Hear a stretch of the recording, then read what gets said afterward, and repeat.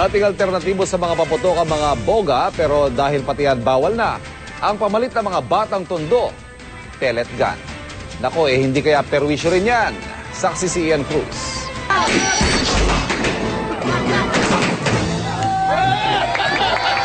Dahil bawal na't hinuhuli ng mga otoridad ang mga kanyang boga na patok na pampaingay kung bagong taon kahit sa mga bata. Ang nauuso na ngayon sa tondo, pellet gun. Matay mo na ng boga. Kasi po nakaka-disgrasya yung boga.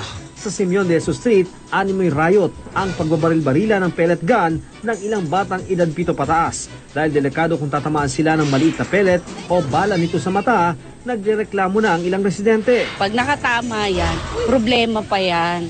Dapat talaga hindi na binibenta yan. Idagdag pa ang panganib na maaksidente sa kalsada tulad sa tulay na ito kung saan naglalaban ang mga batang nakatira sa Rahabago Street at mga taga Sito Road. Sa Barangay 93 sa Velasquez Tondo naman, wala raw epekto ang paninita ng barangay officials sa mga nagpe-pellet gun. Kinukup naman talaga namin yung mga baril. Ang problema lang kasi sa mga magulang. Bakit po? Minsan kasi may pera sila, nakakabili sila ng baril, tinatago nila sa magulang nila.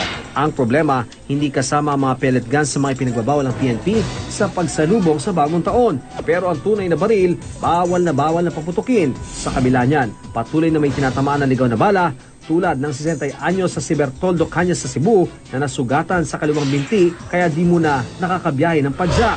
Driver kong sikat nga, palagi sikat.